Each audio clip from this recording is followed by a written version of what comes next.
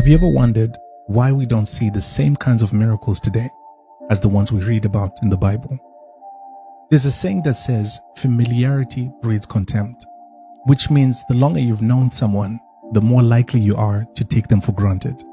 That's what familiarity is. It's when what was once intimate or respected starts to become friendly. And the uncomfortable truth, especially for many believers, is that because we have gone to church for most of our lives and we have read the Bible a few times, we start to feel as though we know everything that there is to know about God. And so we don't really expect anything new. And as a result, what was once a passionate pursuit of God has gradually become casual worship. And that resulting familiarity has limited our faith in God and what He can do. For example, do you know that the only place where Jesus couldn't perform any great miracles was in a city called Nazareth? And it's crazy because before going to Nazareth, Jesus was healing the sick, raising the dead, casting out demons, and even calming storms at sea.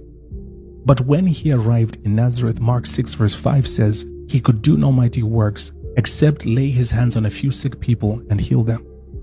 Now, can I tell you why Nazareth is so significant in this story? It's because that's where Jesus grew up. It was His hometown. But He couldn't perform any significant miracles even among His own people because they struggled to believe Him, or because they thought they knew everything about Him. They were overly familiar with Jesus.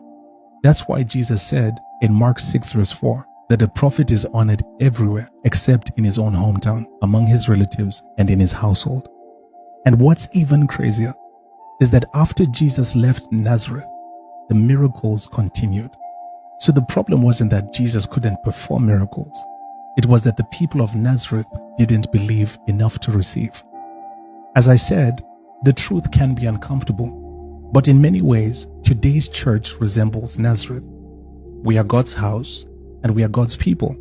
Yet like the Nazarenes, we struggle to receive from God because we are overly familiar with Him and we take Him for granted. The reason strangers benefited from Jesus and experienced great miracles while His own people couldn't was simply because their faith in Him was not familiar and they desperately pursued Him.